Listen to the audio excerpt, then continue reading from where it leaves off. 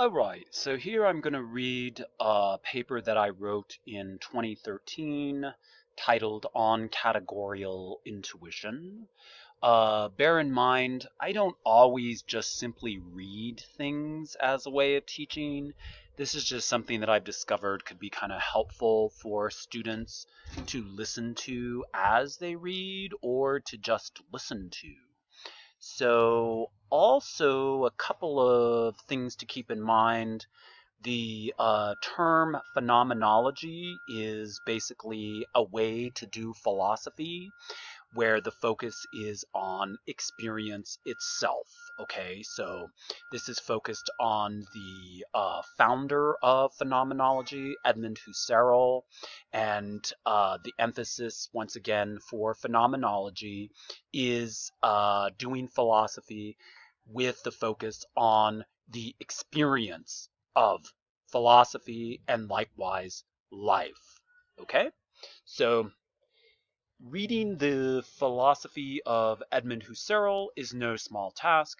This is the kind of reading that requires patience, along with the foresight that one will have to read and reread paragraphs till any semblance of coherence begins to unfold and unfurl.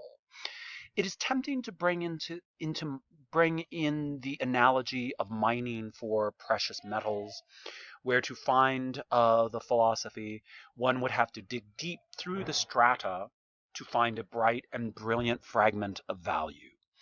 To think of Husserl's phenomenology like this is a mistake.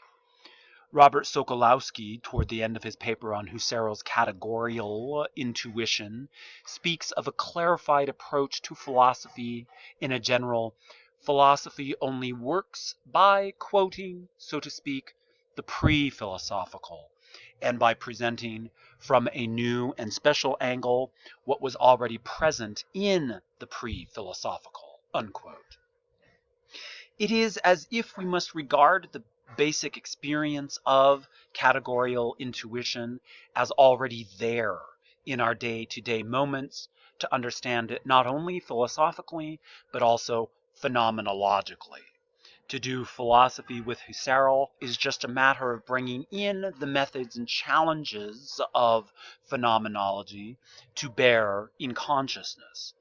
Then to thematize the minute complexity that's already present in the totality of experiences, perceptions, cognitions, and intentions themselves that are already alive with conscious experiencing. The goal for this post will not be to summarize Husserl's phenomenological project. Instead, we'll turn our attention to a single feature, categorial intuition. This choice is not random, since it will lead to some fundamental questions concerning Husserl's early work developing phenomenology in the logical investigations. We'll also look into Martin Heidegger's elaboration and extension of the term in his 1925 lecture series titled History of the Concept of Time. These were preliminary lectures that put forth much of the groundwork for being and time. It is also important to pay gratitude to Robert Sokolowski's paper, Husserl's Concept of Categorial Intuition. Sokolowski also has a masterful way of making Husserl's phenomenology accessible and clear. Dermot Morin also deserves high praise for his scholarship surrounding Husserl's phenomenology. He introduces the shorter edition of the logical investigations we're using here. In addition, Morin worked with Joseph Cohen on the Husserl Dictionary, which provided a well-needed resource for all the recondite phenomenological words Husserl deploys, coupled with their difficult-to-pin-down ideas.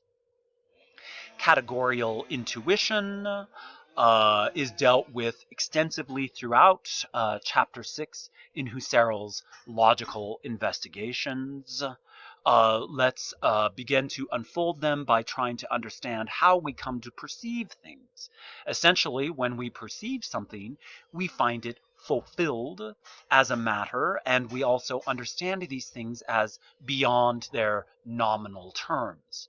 Fulfillment is a special term Husserl uses to indicate a kind of conscious immersion in the way an object is presented in its perceptual way. But also, this involves the structure of how it's identified and how it is intended. We'll address fulfillment first, then go back to identification. So the fulfillment is the experience of the coincidence between the empty intention, not immediately present, and its fulfilling object. This fulfillment happens during the broader act of intending, which means roughly the aboutness or directness of our conscious state.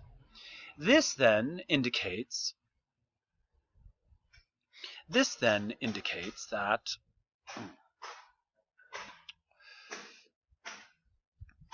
that even when we have the intention of an object before us, it is a fulfillment to be in recognition of the fact that the object is presently and fully regarded. The object is fulfilled during the intention of it. When absent, the object is not present in this way. It is emptily intended. In its intuitive absence, it is symbolized in a token way. The categorial is not the object itself, but the way the object is present to our understanding of it. Sokolowski calls the categorial a syntactical. The word syntactical is a big hint that the categorial is a structural component that helps us understand our relationship to how we perceive the world in the round. Therefore, a syntactical structuring isn't a component of linguistics exclusively, but to be regarded within experience in general, where the categorial is representative of the syntactical framework of experience.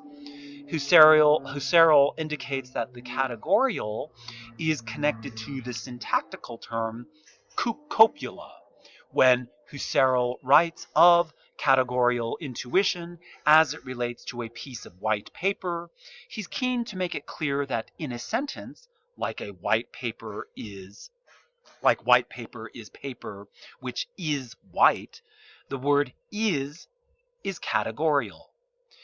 With all of this said, categorial intuition is much more than the word is.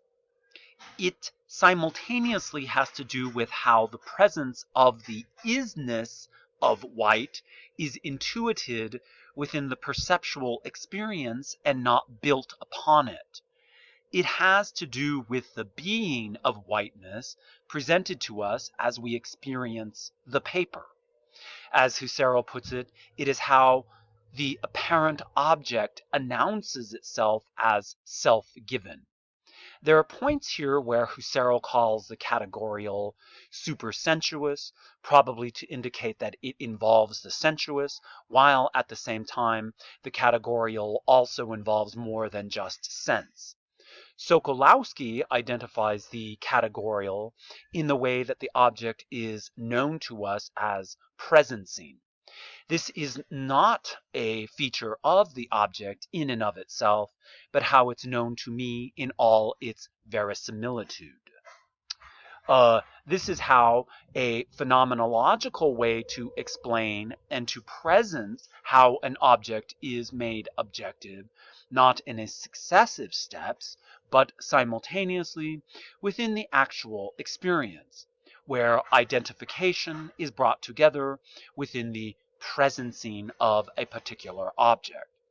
Sokolowski writes that this coming together of identity and presence, where the identity of the belonging of a feature to its object, the object's being as such, is what corresponds intuitively to the word is when we say S is P. We normally think of our world filled with stuff, but we never stop to think, I found a typo there, but we never stop to think of how we understand the in-between isness of these things. The is of these things has to do with the being of the things. Yet even Husserl attests, even among these things, anything like is naturally not to be found. A quick glance through the dictionary tells us that the meaning of the word is the third person singular present of the word be. This should give us a bigger hint that the idea of is has to do with being in a fundamental and experiential way. This is, or its syntactical equivalents, do not just happen in a subjective perception, but in the fullest rush of all objective experience. So Husserl has to clarify that the intuition of the object as fulfilled, and that our reflected judgment of a basic judgment, is not something that we do when we reflect on the is of something.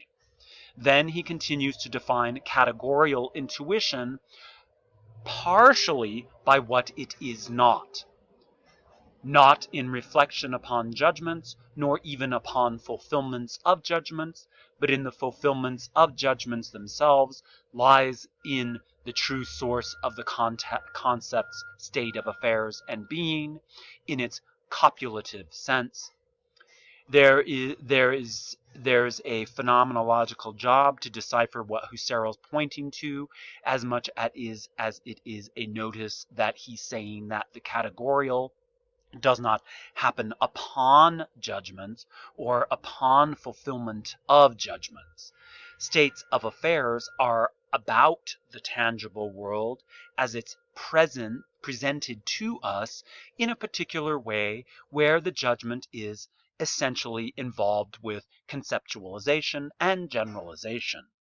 This is part of how we conceptualize being pre-philosophically. We know something is here or it is not here without needing to thematize the occurrence for us. Yet it is only when we put name to this phenomena do we describe the philosophical import of these primary acts of cognition that appear to elude everyday expression, and then some.